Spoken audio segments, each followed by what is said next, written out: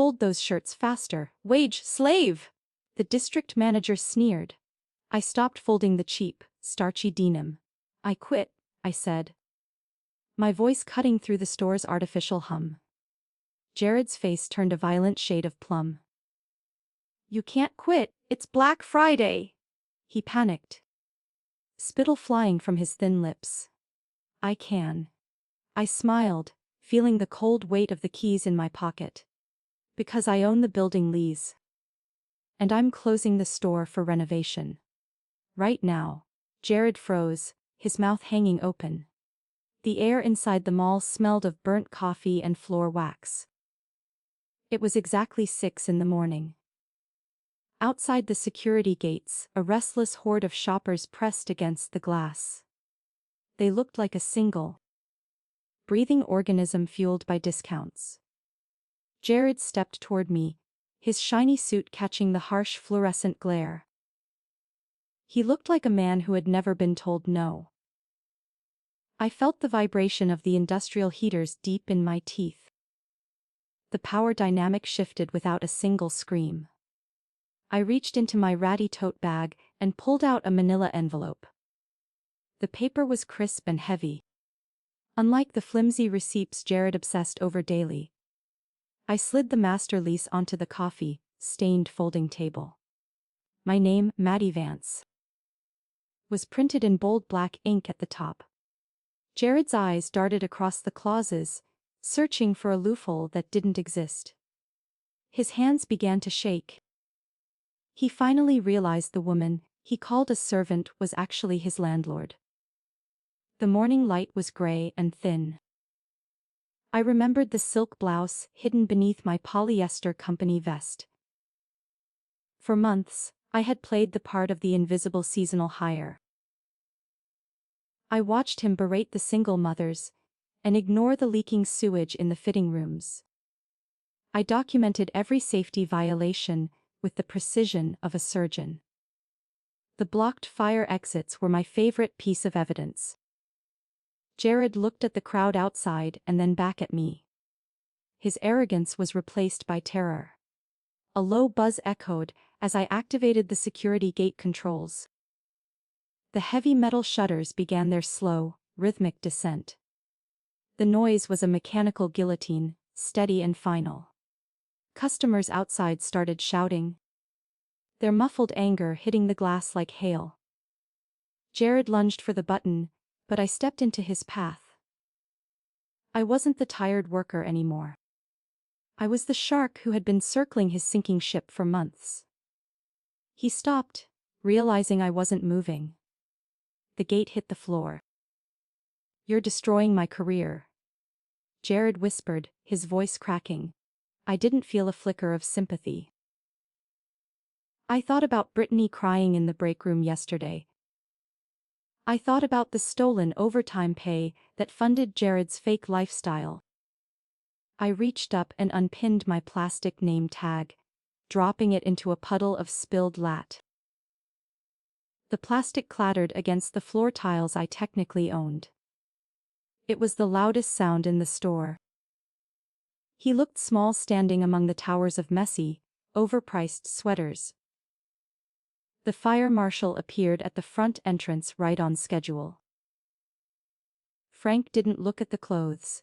He looked at the obstructed egresses I had reported. He carried a heavy clipboard and wore the expression of a man who loved rules. Jared tried to stammer an excuse about holiday volume, but Frank held up a hand. The silence that followed was heavy and absolute. The store was officially condemned for immediate emergency repairs. I watched Jared realize there would be no Black Friday bonus. I walked past the empty registers toward the back exit. The silence was beautiful. I peeled off the cheap vest and let it fall onto a pile of clearance shirts. My Range Rover was waiting in the private lot across the street. I didn't look back at the shuttered storefront or the ruined man clutching his clipboard. The renovation wouldn't just fix the plumbing and the wiring. It would clear out the rot. I put on my sunglasses as the cold rain began. The cold rain felt like needles against my skin as I crossed the asphalt. I climbed into the Range Rover and let the engine hum to life. My hands were steady, but my heart hammered against my ribs. 6 months of playing the fool had finally reached its peak. I looked at the mall entrance through the blurred windshield. The metal gates were down. But the war was just beginning. Jared would call corporate within minutes. He was a cornered rat with a phone. I drove toward the downtown office where my real life lived.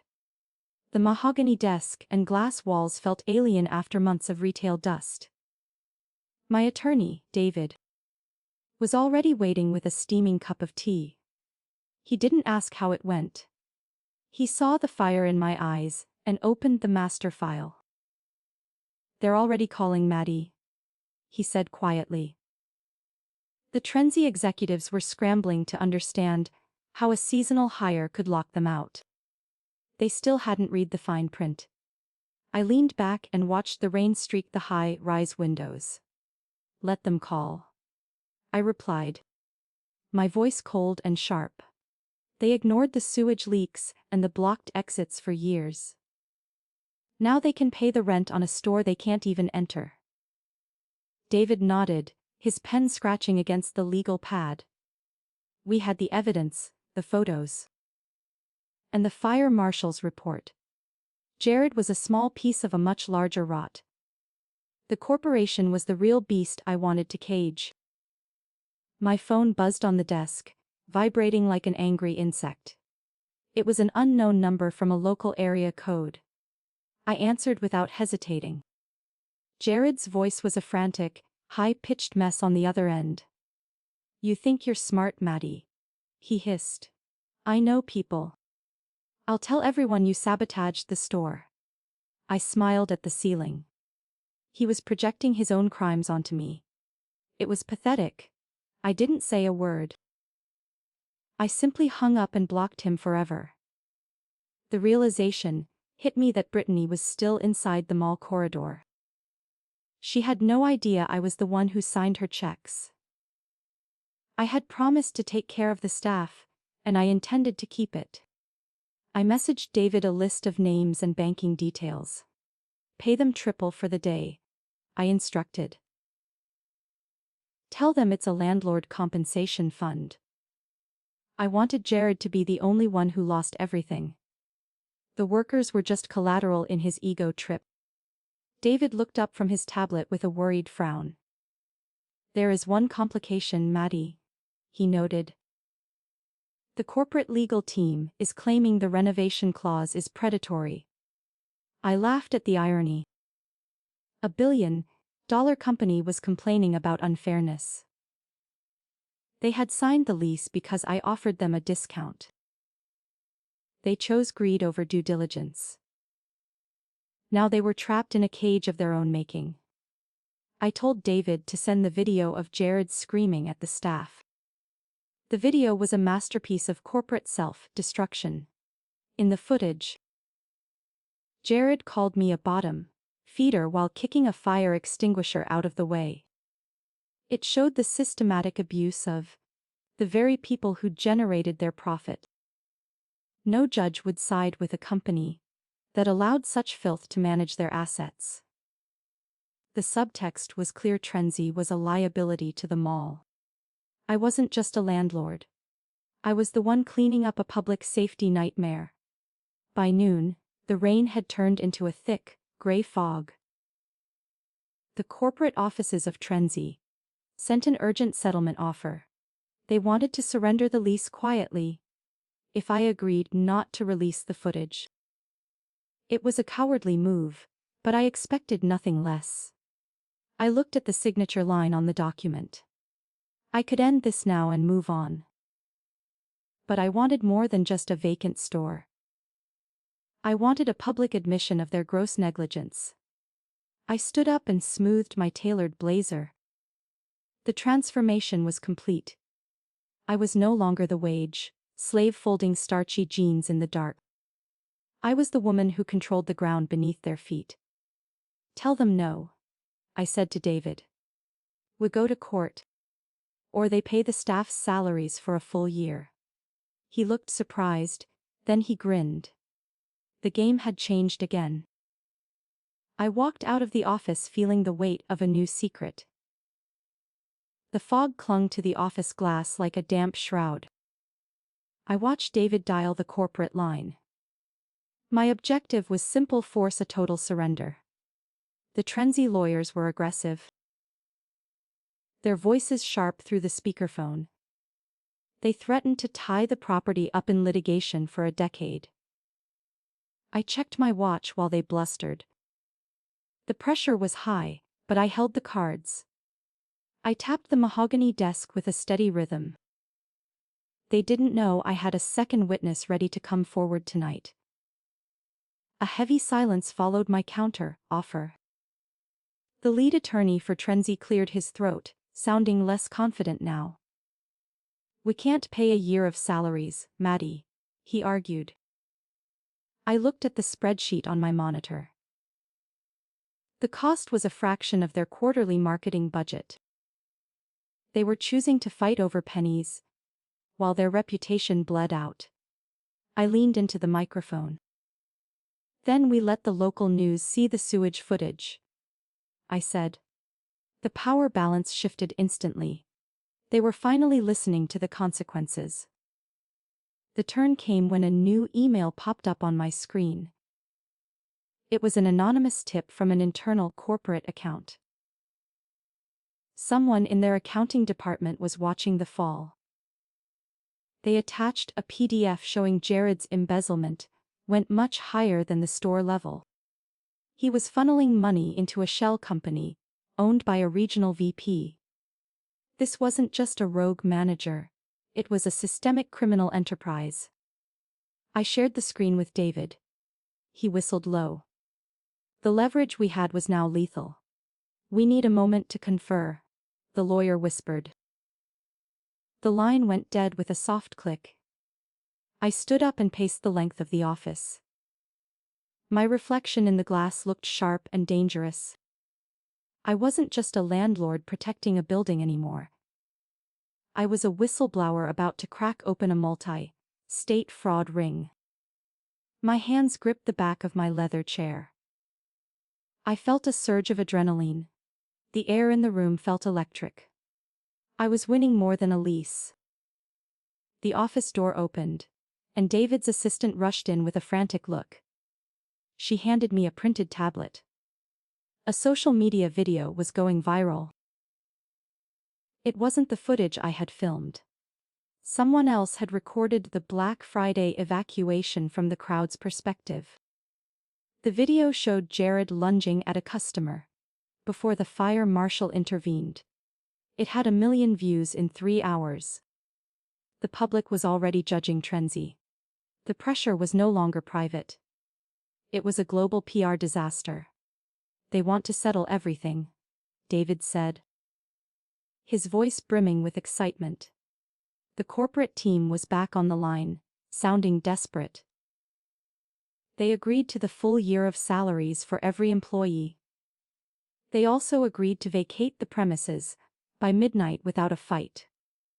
It was a total victory on paper. I should have felt relieved. Instead, I felt a strange coldness in my chest. I knew Jared wouldn't go quietly. He had too much to lose. He was still out there. I left the office as the sun began to set behind the skyscrapers. The city lights flickered to life in the deepening purple sky. I drove back toward the mall, wanting to see the empty space myself. The Range Rover felt like a fortress against the cold wind. I thought about Brittany and the others. They would be safe now. Financially secure for months. But as I pulled into the parking lot, I noticed something wrong. Jared's beat-up sedan was parked near the loading dock. The mall was officially closed, but the service entrance was propped open with a brick. My heart skipped a beat as I stepped into the shadows. The smell of floor wax was gone, replaced by something acrid and metallic. I moved silently toward the trendy storefront. The security gate was still down, but the lights inside were flickering wildly. I saw a shadow moving behind the denim wall. Someone was inside the store despite the condemnation. I realized I had left the master key in the office. I reached for my phone, but a hand clamped over my mouth from behind. The air was knocked out of my lungs. I smelled cheap peppermint vape juice and stale energy drinks. Jared's voice hissed into my ear, hot and wet. "You think you can take my life, Maddie?" He growled. I struggled, but he was fueled by a manic, desperate strength. He dragged me toward the darkness of the service corridor. I saw the glint of a heavy metal flashlight in his hand. I slammed my elbow back into Jared's ribs with every ounce of my weight. He grunted, his grip loosening just enough for me to twist away. My objective was simple: reach the light switch in the corridor. Jared stumbled, his eyes bloodshot and wide with a manic energy. The service hallway was a narrow throat of concrete and peeling paint. I could hear his heavy boots scuffing the floor as he lunged again. I ducked behind a stack of wooden pallets. My breath came in ragged, shallow gasps. The metal flashlight Jared carried struck the wall beside my head. Sparks flew as the casing dented the plaster.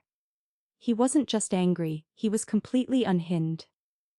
I looked for a weapon, but found only plastic wrap and cardboard. The pressure of the confined space made the air feel thin. "You ruined it all," he roared, his voice echoing off the cold stone. I didn't reply because I needed to save my breath. I had to outsmart him in the dark. Silence was my only shield. I moved toward the electrical closet, remembering the floor plan from my audit. If I could cut the power to the entire wing, I could escape in the confusion. Jared was swinging the flashlight like a club, its beam cutting wild arcs through the gloom. I reached the heavy iron handle of the closet door. My fingers fumbled with the latch in the shadows. I felt the cold steel bite into my palm. Just as the door clicked open, the light found me. Jared laughed. "Going somewhere, landlord?" he sneered, closing the distance between us. He raised the heavy light, but I didn't flinch.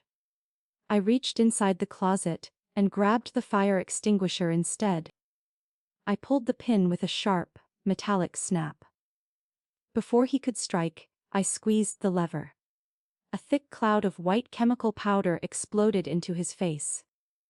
He choked, dropping the flashlight as he stumbled backward. The power balance shifted in a single, choking breath. I grabbed his flashlight from the floor. The powder hung in the air like a ghostly fog. Jared was on his knees, coughing violently and rubbing his eyes. I stood over him, the flashlight beam pinned on his chest. I felt a surge of cold clarity. "The police are already on their way, Jared," I said quietly. I had triggered the mall's silent alarm when I forced the closet door. He looked up, his face covered in white dust. He looked pathetic. The monster was just a small man in a cheap suit. The sirens began as a distant wail against the building's exterior. Jared tried to stand, but his legs gave way. He looked at the open service door, then back at me. "They'll find the money," he whispered, his voice trembling now. He wasn't talking about the embezzlement I had uncovered. He was talking about something else entirely. I realized he had been moving physical cash into the store's walls. The renovation wouldn't just find mold. It would find a hidden fortune. This was his true secret. I watched the red and blue lights begin to flash against the corridor walls. The mall security team arrived first, followed quickly by the city police. They found us in the haze of the fire suppressant. I handed the flashlight to a tall officer and stepped back. My blazer was ruined, but I felt lighter than I had in years. They cuffed Jared and led him away toward the loading dock. He didn't look back at the store. He only looked at the ground. As the flashing lights painted the wet pavement red and blue, the lead detective walked over to me, checking a note on his digital tablet. "We found a hole in the drywall behind the registers, Ms. Vance," he said. My heart skipped a beat as I followed him back into the store. Beneath the flickering neon sign, the wall had been ripped open. Stacks of bundled $100 bills were stuffed into the insulation. This wasn't just retail fraud. This was a professional laundering operation. Jared had been a puppet for a much larger organization. I felt a chill. I sat on a concrete planter outside as the investigators worked. The rain had stopped, leaving the parking lot looking like a dark mirror. I had saved the store and protected the employees, but the danger was evolving. If Jared was laundering money for a cartel, my face was now on their radar. I looked at the Range Rover and realized I couldn't go home tonight. The victory felt hollow as a black SUV pulled into the lot. It didn't have police markings, it just watched. The black SUV sat idle, its tinted windows reflecting the flashing police strobes. I gripped my phone, my objective clear: get to a secure location without being followed. The pressure intensified as the police began wrapping yellow tape around the loading dock. I couldn't ask them for help without revealing the laundering evidence I still held on my personal server. I stood up slowly, keeping my movements fluid and calm. Every shadow in the parking lot felt like a threat. My skin prickled with a sudden, icy sweat. I walked toward the Range Rover, my heels clicking on the wet asphalt. The SUV's engine roared to life, a low growl that vibrated in my chest. I didn't look back as I climbed into the driver's seat and locked the doors. My hands trembled as I fumbled with the ignition. I put the car in gear and pulled out of the lot, checking every mirror. The SUV followed, maintaining a steady, haunting distance behind me.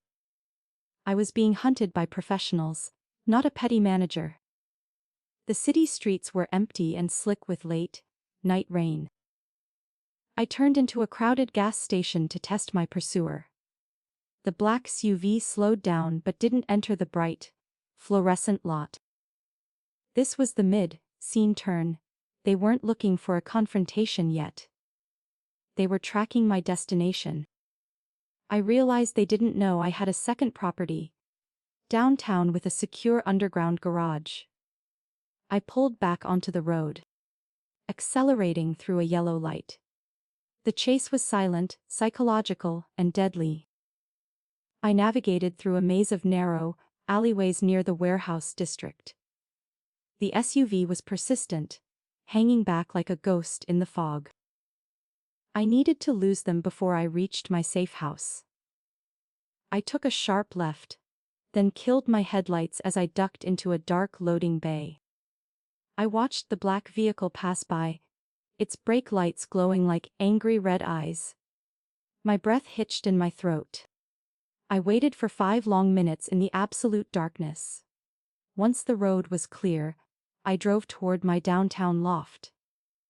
The garage door opened with a heavy, mechanical rumble. I pulled inside and watched the steel barrier slide shut, sealing me away from the world. I sat in the silence of the car for a long time. The realization hit me that I was no longer just a landlord. I was a witness to something that could dismantle a cartel. I felt a strange mixture of terror and fierce resolve. I headed upstairs and immediately opened my encrypted laptop. The files I had gathered undercover contained more than just Jared's petty theft. I found a hidden ledger buried in the store's digital inventory system. It listed hundreds of transactions that made no sense for a retail chain. Huge sums were moving through the store every Friday like clockwork. The sheer scale of the operation was staggering. I started uploading the data to a secure cloud server. This was my insurance policy against the black SUV. My phone buzzed with a message from an unknown contact. It was a single photo of my front door, at the gated community. My heart stopped. They knew where I lived, but they hadn't broken in yet. It was a warning to keep my mouth shut about the money in the walls. They didn't care about Jared or the lease. They only cared about the bundles of cash the police were currently counting. I was standing in the middle of a massive crossfire. I called David, my lawyer, but his line went straight to voicemail. That wasn't like him. Especially on a night this volatile. I looked at the security feed for my loft and saw a man standing by the elevator. He wasn't wearing a suit. He was dressed in tactical gear. He looked directly into the camera and held up a badge. It wasn't a police badge. It was federal. The situation was spiraling far beyond my control. I stood up and backed away. The elevator chimed, the sound echoing through the open floor plan. I grabbed a heavy glass carafe from the kitchen island, my only weapon. The doors slid open, revealing the man from the monitor. He didn't draw a gun. He simply held out a hand. "Ms. Vance. We've been watching you since the lease was signed," he said. I lowered the glass, my mind racing to catch up. He stepped into the light, revealing a face I recognized from the news. This was the complication. The man in the elevator was Special Agent Miller, a name I had seen on federal news feeds regarding the Tree State Task Force. He stepped into my loft with a practiced, predatory grace. My objective was to secure my freedom without becoming a permanent asset to his investigation. I felt the cold air from the garage draft up behind him. He held his badge steady, his eyes scanning my defensive posture. He didn't look like he was here to arrest me. He looked like he was here to negotiate a surrender.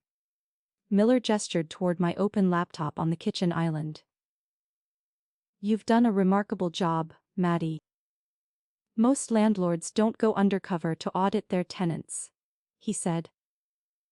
The pressure in the room was stifling, a physical weight on my shoulders.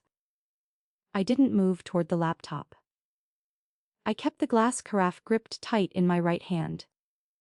He was too calm for a man who had just bypassed my high-end security system.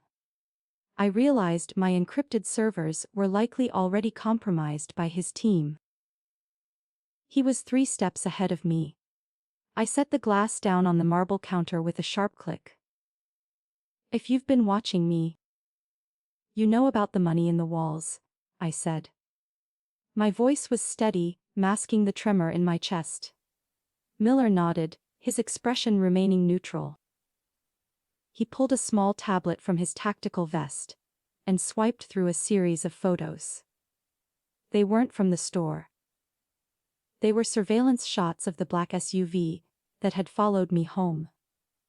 The federal agents were the ones driving it. I had been running from the law. The realization hit me like a physical blow to the stomach.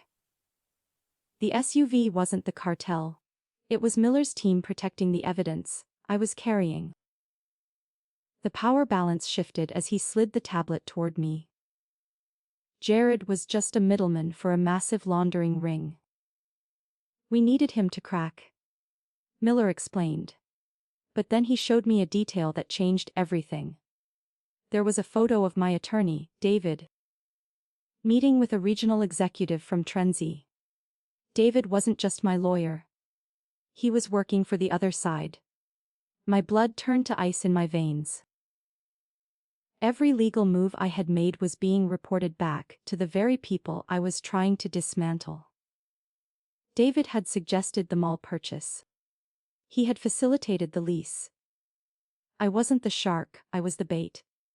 Miller watched me process the betrayal. He didn't offer comfort. He only offered a choice. Give us the final encryption key to the ledger, he demanded. Or we let David know you've already talked to us. He was using my life as leverage. I looked at the digital ledger on my screen. It was a map of corporate rot that spanned across the entire country. If I gave it to Miller, the investigation would go public. David would be ruined. But so would I. My reputation as a discreet, real estate mogul would vanish. I would be a target for every person named in those files. The pressure was a tightening vise around my throat. I had to decide if my integrity was worth my safety. I reached for the keyboard with trembling fingers. The turn came when I noticed a specific account number in the ledger's bottom row. It wasn't a corporate account. It was a private trust fund registered in my own name. I hadn't opened it. David, using his power of attorney, must have been funneling illegal cash into my accounts for years. They weren't just laundering money through my building. They were making me the fall girl for the entire operation. If the feds raided the store, the trail of breadcrumbs led directly to my door. I was the primary suspect in a federal crime. I didn't do this. I whispered, my voice breaking for the first time. Miller didn't look surprised. He looked disappointed. We know you didn't, Maddie. But a jury won't see it that way without your cooperation, he replied. He was giving me an out. But it was a trap of its own. I had to become an informant to save my own skin. I looked at the dark windows of my loft.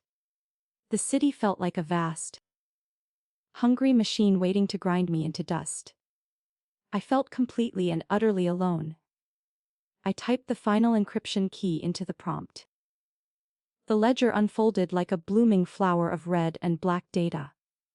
Names, dates, and offshore accounts scrolled past in a frantic blur. Miller leaned in,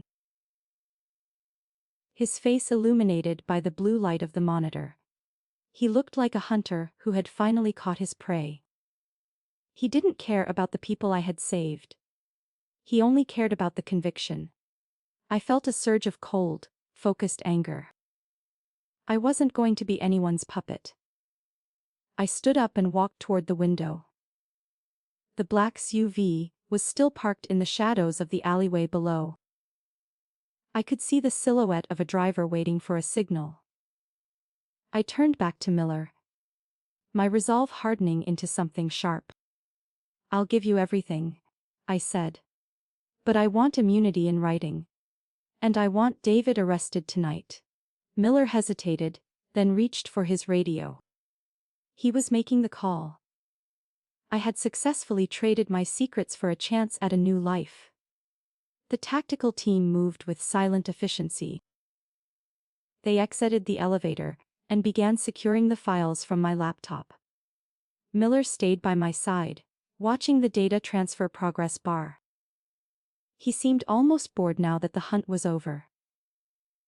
I looked at the clock on the wall. It was nearly 4 a.m. The longest day of my life was finally winding down. But as the last file uploaded, the power in the building suddenly cut out. We were plunged into a terrifying, absolute darkness. I heard the heavy thud of a flashbang exploding in the hallway. The shockwave shattered the kitchen windows, showering the floor in glass. Miller pulled his weapon, but he was blinded by the sudden burst of light. I dropped to the floor, crawling toward the safety of the marble island. Shadows moved through the shattered window frames. These weren't federal agents. They were wearing the same tactical gear, but they moved with a different, more violent intent. The cartel had arrived to clean up the mess. I felt a hand grab my ankle and pull me out from under the counter. I kicked out wildly, my heel connecting with something hard and metallic. A voice whispered a name I hadn't heard in years. It wasn't Jared. It was the CEO who had fired me via Zoom a decade ago. He stood over me, silhouetted by the city lights. He held a suppressed pistol aimed at Miller's head. "You always were too smart for your own good, Maddie," he sneered. The nightmare was no longer about a mall. The cold steel of the pistol barrel pressed against Agent Miller's temple. I stared at Robert, the CEO who had once crushed my spirit with a single mouse click. My objective was survival, but my instinct demanded justice. The pressure in the dark room was suffocating, thick with the smell of ozone and gunpowder. Robert looked older, his face a map of hidden vices and corporate greed. He wasn't just a businessman anymore. He was the head of the entire laundering operation. Miller remained perfectly still, his breathing shallow. The world had gone quiet. "You never did know when to stop digging, Maddie," Robert said, his voice a smooth, terrifying silk. He tightened his grip on the weapon. I realized then that my undercover stint at the mall was no accident. They had lured me there to frame me for their crimes. The trust fund, the lease, and Jared were all pieces of a larger trap. I felt a surge of hot, focused rage. I wasn't that broken employee from a decade ago. I was the landlord now. I reached for the Marble Island's edge. My fingers found the heavy glass carafe. The mid-scene turn came from the shadows behind Robert. A laser dot appeared on his chest, dancing across his expensive tailored blazer. It wasn't Miller's team, it was a third party. A muffled shot rang out, and the pistol flew from Robert's hand as he screamed in pain. Miller moved like lightning, tackling Robert to the floor before he could recover. I scrambled back, clutching the carafe as a shield. The power in the building flickered back on. Standing in the doorway was Brittany, holding a compact tactical rifle. She looked professional. "I told you I'd take care of the staff, Maddie," Brittany said, her voice steady and devoid of its usual tremor. She wasn't an assistant manager. She was deep undercover with a different agency. She had been watching Jared, Miller, and me for months. The power balance shifted as she secured the room with two other silent operators. Miller stood up, wiping blood from his lip. He looked at Brittany with a mix of respect and annoyance. They were from rival departments. I was caught between two federal giants. Robert groaned on the floor, his hand shattered by the precise shot. Brittany didn't offer him any medical attention. She walked over to my laptop and checked the data transfer. "The ledger is safe," she noted, looking at me with a soft, knowing smile. I felt a strange sense of betrayal mixed with relief. My friend was a lie, but her protection was real. She had let me take the risks to flush Robert out. The pressure began to lift, but the room still felt like a cage. I was still a suspect. Miller and Brittany began arguing over jurisdictional control of the evidence. Their voices were sharp, staccato bursts of acronyms and legal threats. I stood up, my legs feeling like lead. I looked at the shattered windows and the city lights. The sun was finally beginning to rise over the skyline. It was the color of a bruised peach. I realized that neither agency truly cared about my safety. I was a witness to be processed and filed away. I needed to find a way to exit their game. My mind started racing. "I want my immunity signed now," I interrupted, my voice cutting through their bickering. I looked at both agents with a cold, unwavering stare.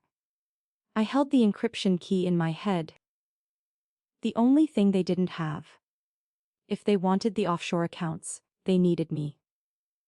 Miller hesitated, then pulled a digital stylus from his vest. He signed the electronic form on his tablet and handed it to Brittany. She added her own digital signature. I was legally clear. But I wasn't finished with Robert. I walked toward the man. Robert looked up at me, his eyes full of a desperate, flickering hatred. "You'll never be one of us, Maddie." He spat. I leaned down, my face inches from his. I thought about the thousands of lives his laundering had ruined. I thought about the mall and the people who just wanted a fair paycheck. "I don't want to be one of you," I replied. "I just want to be the one who takes your world away." I handed Brittany the final key. The screen turned green. It was finally over. The federal teams began clearing the loft, moving with a clinical, robotic speed. They loaded Robert into a secure transport vehicle, while Miller coordinated the media blackout. Brittany stayed behind for a moment, looking at the mess of glass and broken furniture. "The bookstore idea was good, Maddie," she said quietly. "You should keep it." I nodded, feeling the weight of the night finally catching up to me. I was exhausted, bruised, and alone. But I was free. I watched her leave with the other silent tactical operators. I sat on the kitchen floor and watched the morning light fill the room. The silence was absolute now, broken only by the hum of the refrigerator. I looked at my hands, which were stained with white fire suppressant dust and Robert's blood. I had won the war, but the cost was written in the ruins of my home. I thought about the bookstore and the employees who were now millionaires. I had kept my promise to them. That was the only thing that mattered. I felt a tear. The elevator chimed one last time, making me jump. I gripped the carafe, my knuckles white. The doors opened to reveal David, my lawyer. He looked disheveled, his tie crooked and his eyes wide with fear. He saw the police tape and the shattered glass. He saw me sitting on the floor. He didn't say a word as he walked toward me. He looked like a man who knew he was about to be arrested. He reached into his pocket and pulled out a small, leather-bound notebook. It was my father's journal.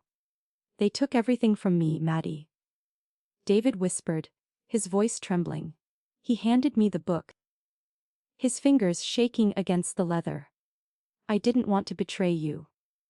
They threatened my family." I took the journal, feeling the familiar texture of the cover. It was the only thing I had left of my past. I looked at the man who had been my only friend for a decade. He was a coward, but he was a human one. I realized then that the rot went deeper than just corporate greed. It was personal. I stood up and looked at the notebook, then at the elevator. 2 officers were already standing there, waiting for him. David didn't fight as they took his arms. He only looked at me with a deep, hollow shame. I watched the doors close on the last piece of my old life. I walked to the window and looked out at the city. The mall would reopen soon, but I wouldn't be there. I had a new building to buy. The landlord was finally coming home to herself. The morning sun turned the broken glass into diamonds across the floor. I opened my father's journal and found a single, yellowed photograph tucked inside the back cover. It showed a young, smiling Maddie standing in front of a small hardware store. That was the business, Vance's Hardware, that Robert had stolen 40 years ago. I finally understood that this war began long before I was born. My objective was no longer just survival or profit. I needed to reclaim my family's stolen legacy. The air felt heavy with old ghosts. I walked through the empty loft, my boots crunching on the debris. The federal agents had cleared out, leaving me with a haunting silence. I looked at the digital ledger one last time before deleting the local copy. All the names of the conspirators were now in federal hands. My secret was out, but my leverage remained high. I had outlived the predator who tried to bury me. I felt a strange sense of peace. The corporate beast was finally dead. I was the victor. 3 months later, the mall corridor hummed with a different energy. The sterile scent of floor wax was replaced by the aroma of fresh roasted coffee beans. I stood before the storefront where Trenzy once stood. A new sign hung above the entrance. The Anchor Books and Collective. The glass was clean and free of aggressive sale posters. I adjusted my blazer and stepped inside. The lighting was warm and inviting. It felt like a sanctuary. I was no longer a ghost in the machine. Brittany was shelving a new shipment of hardcovers near the front window. She looked healthy, her eyes bright with a sense of purpose. She didn't have to carry a rifle today. We shared a quiet look that acknowledged everything we had endured in the dark. I didn't ask about her agency work, and she didn't ask about my father's journal. We were just two women running a business now. She handed me a cup of espresso. The steam felt warm against my face. I noticed a man standing near the mall directory through the large window. He wore an oversized yellow vest that said, "Survey Taker," in faded letters. It was Jared. His face was sallow. And his once precious hair was a tangled mess. He held a plastic clipboard with trembling hands. Shoppers walked past him as if he were made of air. He was the bottom feeder now, invisible and desperate. He looked at the bookstore but didn't see me watching him. I felt nothing but cold indifference. A young girl ran into the store, her laughter echoing through the tall shelves. She grabbed a picture book and sat on a soft velvet chair. This was the renovation I had truly wanted. I had traded a laundering hub for a place of knowledge. The staff worked with dignity, earning wages that actually paid their bills. I had kept every promise made in those dark corridors. The mall was thriving under a new philosophy. I felt the weight of the past finally lift away. I sat in the small office at the back of the bookstore. My father's journal was open on the desk, next to a new lease agreement. This time, I wasn't the landlord hiding in the shadows. My real name was on the deed, and my intentions were clear. I had dismantled a cartel and built something beautiful from the ruins. I took a sip of my coffee and looked at the black and white photo. I had finally won the store back for us. I smiled. My phone vibrated on the desk with a sharp, insistent ring. I saw a restricted number and hesitated before answering. A voice I didn't recognize spoke a single, chilling sentence. "The ledger you gave them was incomplete, Ms. Vance." My heart stopped as I looked at the encrypted file on my screen. There was a hidden partition I had missed. The names on the new list weren't corporate executives or cartel thugs. They were politicians. The game hadn't ended. It had simply moved to a higher floor.